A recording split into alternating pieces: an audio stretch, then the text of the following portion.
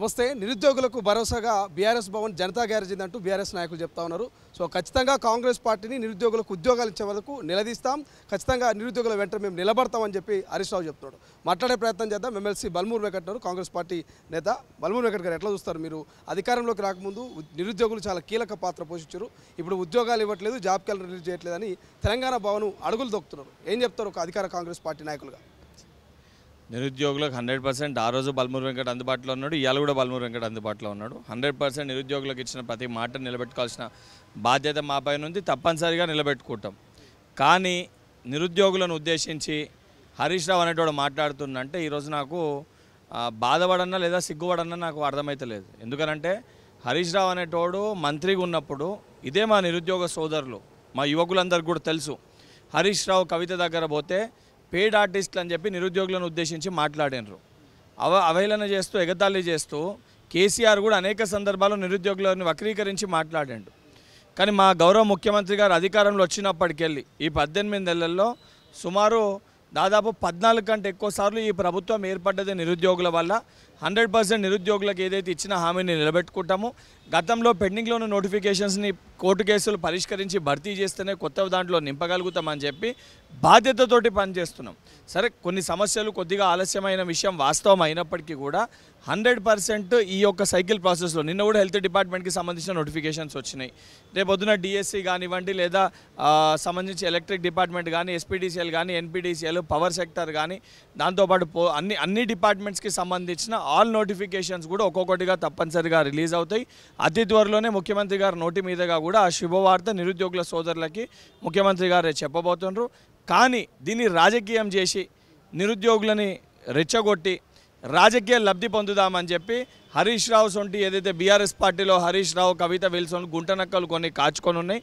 మా నిరుద్యోగ సోదరులు కూడా విజ్ఞప్తి చేస్తున్నా, 10 ఏళ్ళు మీరు అధికారంలో ఉన్నప్పుడు అంగట్లో ఏదైతే సరుకులు అమ్మినట్టు క్వశ్చన్ పేపర్లను నమ్ముకొని మన ఉద్యోగాలు నమ్ముకునే ప్రయత్నం చేసిర్రు.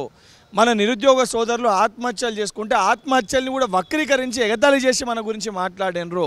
ఈరోజు వీళ్ళ కుర్చీలు ఊడగానే, వీళ్ళ కుర్చీలు కదలంగానే ఈరోజు ఏదైతే సంబంధించి టీఆర్ఎస్ భవన్కి పిలిచి మనతోటి మీటింగ్లు పెడుతున్నారు. వీళ్ళు నిజంగా మీటింగ్లు మన కోసం పెడుతుర్రా, మన కోసం వీళ్ళు మాట్లాడుతుర్రా, వాళ్ళ స్వార్థ రాజకీయాల కోసం మాట్లాడుతుర్రా? నిరుద్యోగ సోదరులు కూడా ఆలోచించాలని చెప్పి వారికి విజ్ఞప్తి చేస్తున్నా. ఉద్యోగాలు వేసింది కాంగ్రెస్ ఇప్పటివరకు అధికారంలోకి వచ్చిన 18 నెలల్లో? నిన్న చాలా క్లియర్గా 58,000 పైచిల్కు నియామక పత్రాలు ఏ తేదీన ఎన్ని నియామకాలు ముఖ్యమంత్రి గారు అందించారో డేట్లతో సహా ప్రెస్ మీట్ పెట్టి చెప్పడం జరిగింది. శ్వేతపత్రం రిలీజ్ చేసే ధైర్యం ఉందని అడుగుతున్నా. మీకు అదే చెప్తున్నా. హరీష్ రావు నిన్న చూపించిండు కదా ఒక కాగితం, పేపర్ చూపించి మేము 162,000 ఉద్యోగాలు ఇచ్చినా అని చెప్తుండు కదా. ఆ 162,000 ఉద్యోగాలు కొత్తోళ్ళకి 162,000 ఉద్యోగాలు ఇచ్చినా అని చెప్పి బ్రేక్ ఈవెన్ ఇచ్చి దేనికెన్ని ఇచ్చినో చెప్పమని చెప్పండి. ఈరోజు ఏదైతే సంబంధించి మేము ఇచ్చిన నోటిఫికేషన్ మేము పెట్టిన ఎగ్జామ్ అంటే మరి గాడిదపల్లి దోమినావా? 2017లో ఇచ్చిన నోటిఫికేషన్ 23 వరకు ఏదైతే ఉద్యోగాలు ఇవ్వకుంటే ఎందుకు ఆపినావు? ఎందుకు కోర్టు కేసు పరిష్కరించలేకపోయినావు? ఎందుకు నియామక పత్రాలు ఇవ్వలేకపోయినావు? మా ప్రభుత్వం అధికారంలో వచ్చినాక నెల రోజుల లోపల ముఖ్యమంత్రి గారు చొరవ తీసుకొని దృష్టి పెట్టి ఏజీ గారితో మాట్లాడి టీజీపీఎస్సీ ప్రక్షాళన చేసి కోర్టు కేసుని పరిష్కరించి నియామక పత్రాలు మేము ఇవ్వగలిగినప్పుడు నువ్వు ఎందుకు ఇవ్వలేకపోయినావు? నీకు ఇచ్చే ఉద్దేశమే లేకుండే. కేసీఆర్ కానీ బీఆర్ఎస్ పార్టీకి కానీ ఇచ్చే ఉద్దేశమే లేకుండే. 2017కి వెళ్ళి 22 వరకు 24 నోటిఫికేషన్స్ ఉన్నాయి. అవి నియామక పత్రాలు ఇవ్వలేదు. ఎందుకు ఇవ్వలేదు? దాదాపు 14,714 మంది నిరుద్యోగుల జీవితాలతో చెలగాటమాడారు. ఎందుకు చెలగాటమాడారు?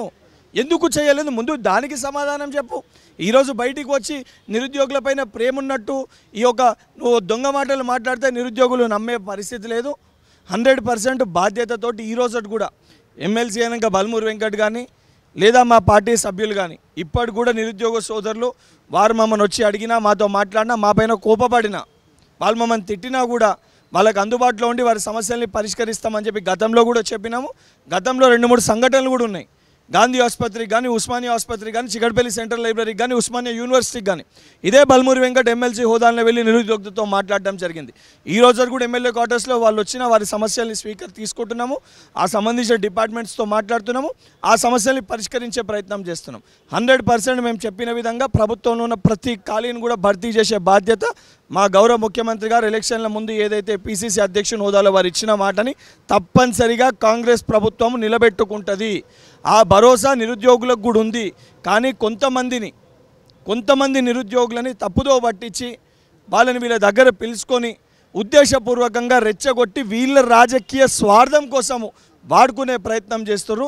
ఈ దొంగల మాటలు నమ్మకూడదని చెప్పి నిరుద్యోగులకి మీ తొలి వెలుగు ద్వారా కూడా విజ్ఞప్తి చేస్తున్నా. ఒక ప్రశ్న, చలో సెక్రటరీ ముట్టడికి 4వ తారీఖున మరి మద్దతు కూడా తెలిపింది బీఆర్ఎస్. అదే 4వ తారీఖున మీ ఖర్గే కూడా రాబోతున్నారు. ఎల్బీ నగర్లో మీరు ఒక పెద్ద ఎల్బీ స్టేడియంలో ఒక పెద్ద బహిరంగ సభ పెట్టబోతున్నారు. ఎట్లుండబోతుంది ఆ రోజు 2 కార్యక్రమం?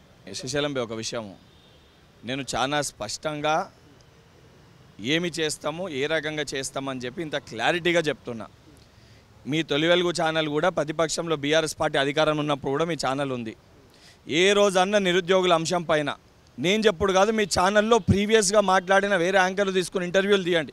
ఒక్క బీఆర్ఎస్ పార్టీ ఎమ్మెల్యే కానీ ఎమ్మెల్సీ కానీ అధికారంలో ఉన్నోడు ఎవడన్నా ఆ రోజు నిరుద్యోగులు ఆత్మహత్యలు అవుతుంటే టీజీపీఎస్సీ పేపర్ లీకేజ్ అయినప్పుడు కానీ ఎవడన్నా కనీసం స్పందించిర్రా?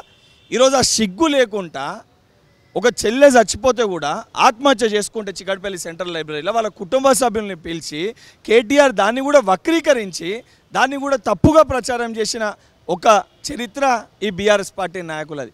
దయచేసి అసొంటి వ్యక్తుల మాటలు విని నమ్మి ఏదైతే ఇసొంటివి చేసుకొని మీరు ఏర్పరచుకున్న ప్రభుత్వాన్ని, మీరు తెచ్చుకున్న ప్రభుత్వాన్ని మీరు కావాలని చెప్పి మీరు అందరం కలిసి కంకణబద్దులై ఏదైతే వాళ్ళ ఉద్యోగాలు ఊడగొట్టి ఈరోజు కాంగ్రెస్ ప్రభుత్వాన్ని అధికారంలోకి తెచ్చినాం. 100% 18 నెలలు అవుతుంది. పాతవన్నీ క్లియర్ అయినాయి.